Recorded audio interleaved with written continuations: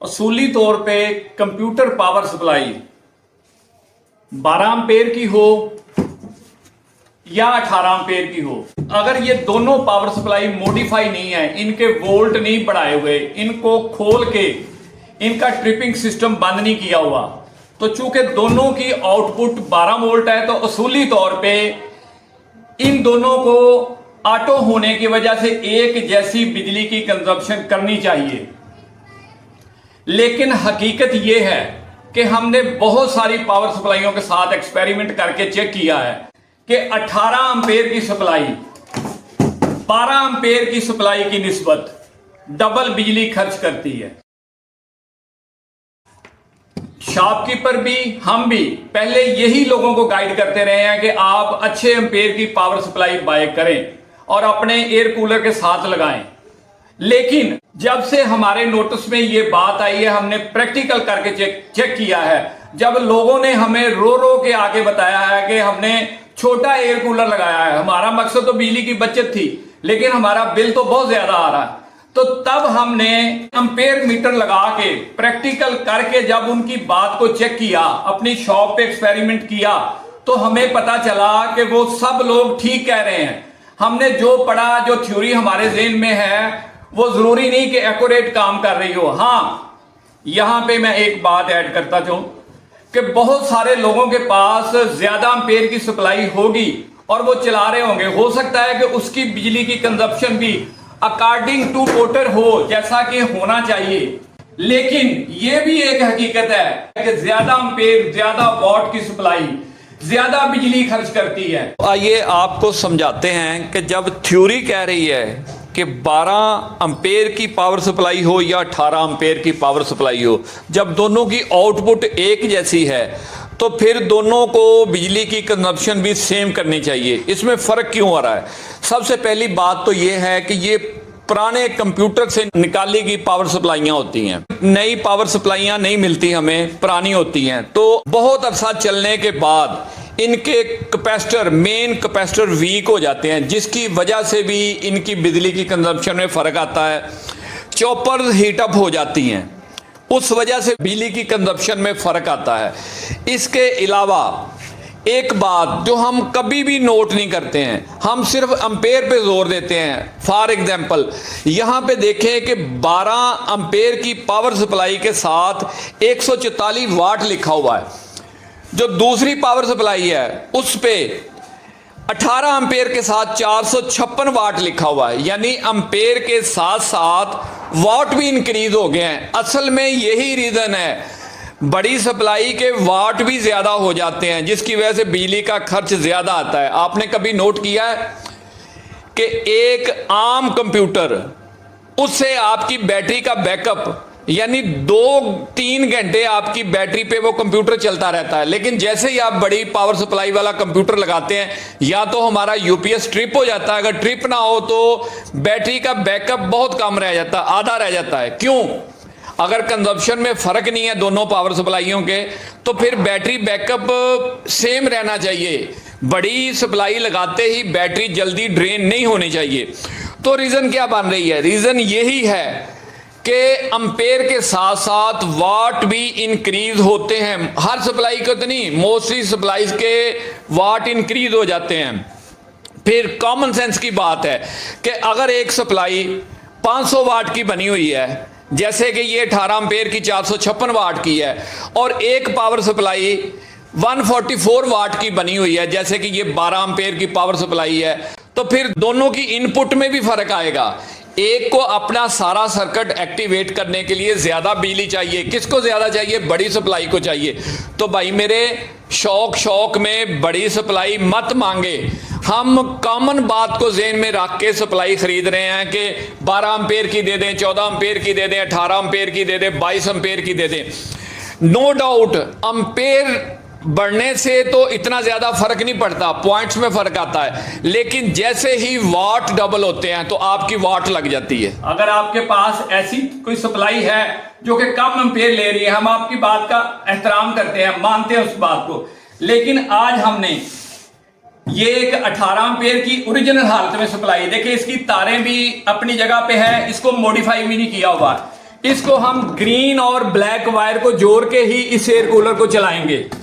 और ये हमारे पास एक 12 एम्पेयर की सप्लाई है। इसकी भी हालत ओरिजिनल है, इसको भी हमने मॉडिफाई नहीं किया, अंदर से वोल्ट भी नहीं बढ़ाए। दोनों सप्लाइयों की आउटपुट तकरीबन 12 वोल्ट है। दोनों सप्लाइयों के एम्पेयर एक दूसरे से डिफरेंट है। अब हम ये सबसे पहले शाहद भाई ये पकड़िएगा, ये 12 एम्पेयर की सप्लाई पे आपको एक्सपेरिमेंट करके चेक करवाते हैं।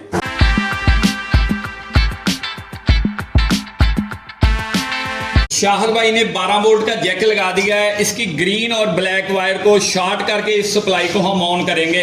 ये अंदर से हमने ट्रिप नहीं की हुई। ये देखें, ये ग्रीन और ब्लैक वायर ये दोनों को जॉइंट कर दिया मैंने ट्वीजर। और ये वापडा पे मैं इसकी इनपुट वापडा से लेने लगा हूं। और ये एसी की वायर है, बिजली की वायर है। यहां पे मैं एम्पेयर मीटर डालूंगा। यानी आपने इस बात को ज़हन में रखना है कि हम आपको जो एम्पेयर चेक करवाने लगे हैं ये एसी एम्पेयर है, डीसी एम्पेयर नहीं है। और इसके वाट भी हम आपको बताएंगे ताकि आपको कोई उलझन ना रहे। देखिए ये मैं बटन ऑन करता हूं, शाहद भाई ऑन करें। देखें ये तकरीबन 0.4 एम्पेयर कंज्यूम कर रही है। अब इसी जगह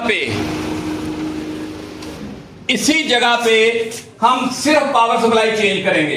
ये पावर सप्लाई उतार दें। हमदा भाई फोकस कीजिएगा, इसके जरा एम्पेयर नजर आने चाहिए। शायद भाई ये सप्लाई मुझे दिखाएं, इसके भी एम्पेयर नजर आने चाहिए। ये देखें, ये वो 12 एम्पेयर की थी, ये 18 एम्पेयर की है। अब वही एयर कूलर है, वही वायर्स है, वही मोटर है। हमने जस्ट ये इसकी ग्रीन और ब्लैक वायर को शॉर्ट कीजिएगा जरा। ये ग्रीन और ब्लैक वायर वही जो आपको पहले भी बताई गई है, ठीक है। इसको जॉइंट कर दिया ट्वीजर की मदद से। देखिए हम आपको प्रैक्टिकल करके दिखा रहे हैं, मानना ना मानना आपकी मर्जी।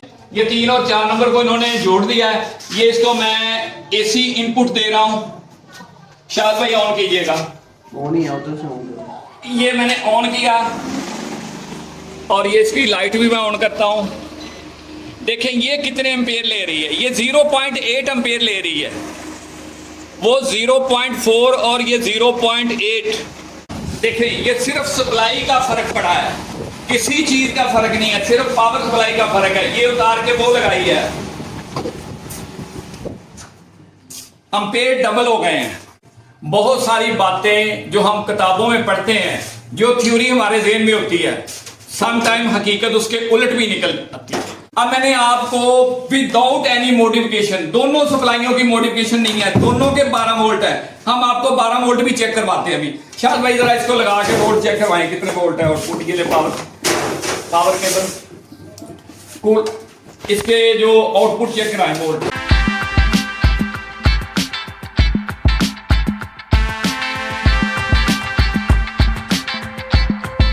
हो गया। अब ये इसको चेक करते हैं। ये आपको वोल्ट भी चेक करवाने लगे हैं दोनों के। देखिए ये तकरीबन 12 वोल्ट है, 11.49। तकरीबन 12 वोल्ट लोड पड़ने के बाद आउटपुट है किस सप्लाई की, ये है जनाब 12 एम्पेयर वाली सप्लाई। तो आप दूसरी सप्लाई लगाएं जरा।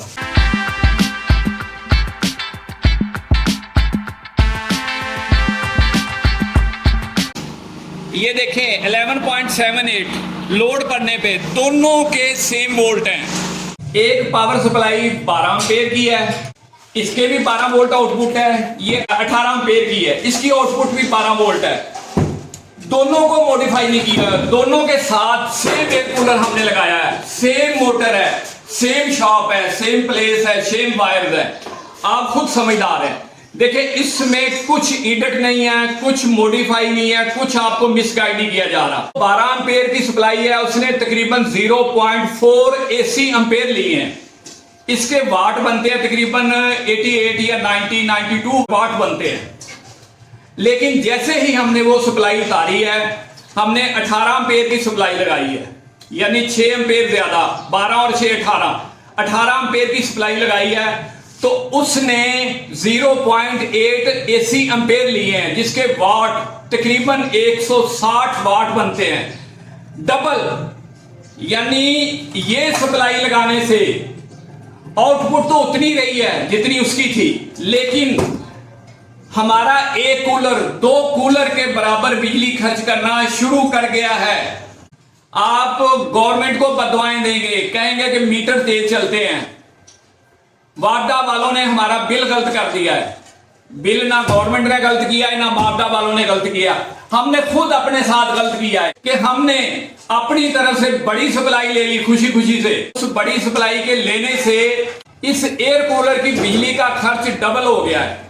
जहां पे इसने 10 यूनिट चलाने थे पूरे महीने में, वहां पे ये 20 यूनिट चला रहा। मैं एक एग्जांपल दे रहा हूं, तो 10-20 यूनिट की इंपॉर्टेंस का इससे अंदाजा कर ले कि आप सबको पता है 200 जो यूनिट है वो प्रोटेक्टेड कैटेगरी में आते हैं। जैसे ही आप एक दफा प्रोटेक्टेड कैटेगरी से निकल गए, उसके लिए तो 1 यूनिट भी आपको उस कैटेगरी से निकाल सकता है, तो 6 महीने आप सजा भुगतेंगे। 1 महीना आपको बिजली का बिल ज्यादा नहीं आना, 6 महीने बिजली का बिल ज्यादा आना है। इसलिए सप्लाई, अगर कम एम्पेयर वाली सप्लाई आपके कूलर को चला रही है तो वही सप्लाई बाय करें। दूसरे नंबर पे कोशिश करें कि ये पावर सप्लाई अंदर से खोल के इसका optic coupler, photo coupler, IC, PC, उससे इसको शॉर्ट करके इसकी ट्रिपिंग बंद ना की हो, ताकि जैसे ही ये वायर्स, ये जो मोटर की वायर्स, ये वायर्स अगर गलती से जुड़ जाएं, तो बिजली की कोई और शॉर्टिंग हो जाए, तो उससे ये होगा कि या तो हमारी ये सप्लाई ट्रिप हो जाएगी, थोड़ी देर बाद हम दोबारा लगाएंगे तो ये चल जाएगी। लेकिन अगर इसको मॉडिफाई कर दिया गया, इसका ट्रिपिंग सिस्टम बंद कर दिया गया, तो क्या होना है? जैसे ही शॉर्टिंग होनी है, इस पावर सप्लाई ने ट्रिप नहीं होना, इसने जल जाना है। अगर ये ना जली तो ये जल जाएगी, मोटर जल जाएगी। देखिए, आप खुद ये बात सोचते होंगे कि ये पावर सप्लाई कंप्यूटर में जब लगी होती है तो सालों के साल चलती रहती है, कभी कभी खराब होती है, इवन कि वहां पे इसकी बहुत ज्यादा वायर यूज हो रही होती हैं। लेकिन जब हम कूलर पे लगाते हैं तो सिर्फ ये 2 तारें, येलो और ब्लैक, 2 वायर यानी 12 वोल्ट यूज हो रहे होते हैं, फिर भी ये जल्दी जल्दी खराब होना शुरू हो जाती है। अगर हम इसके वोल्ट बढ़वा लेते हैं तो फिर हमारी मोटर जलती रहती है। अगर इसका ट्रिपिंग सिस्टम खत्म करवा लेते हैं तो ये बताते खुद जल जाती है। तो इन बातों से बचें। देखिए, ये छोटा कूलर है, इसने हवा भी कम देनी है। इसको अगर हम मॉडिफाई करवा के इसके वोल्ट 12 से, जो कि ओरिजिनल वोल्ट है, 14, 15, 16 करवा लेंगे, हम बड़े खुश होते हैं, ये हमारा एयर कूलर बहुत थ्रो दे रहा है। वो बहुत एयर थ्रू तो दे रहा है, लेकिन जब बिजली का बिल आना है तब आपकी आंखें खुल जानी है। बिजली का बिल भी ज्यादा आना है। जिस तरह मैंने आपको ये एक्सपेरिमेंट करके दिखाया है, 12 से 18 पे कन्वर्ट होते ही हमारी जो इलेक्ट्रिसिटी कंजप्शन है वो डबल हो गई है। इसी तरह जैसे ही हमने इनके वोल्टेज बढ़ाने हैं, चाहे वो 12 एम्पियर की सप्लाई है, उसी के वोल्ट को हम बूस्ट करवा लेते हैं, मतलब 12 से 14 या 16 करवा लेते हैं, तो क्या होना है? तब भी बिजली का खर्च बढ़ जाना है। अगर आप प्रैक्टिकली खुद इस बात को चेक कर लेते हैं, आप अपनी आंखों से देख लेते हैं कि हम जो बता रहे हैं उसमें हकीकत है, तो फिर हमारे इस चैनल को सब्सक्राइब कीजिएगा, हमारी वीडियो को लाइक कीजिएगा, शेयर कीजिएगा। ओके जी, नेक्स्ट वीडियो में मिलते हैं। दुआओं में याद रखिएगा। अल्लाह हाफिज।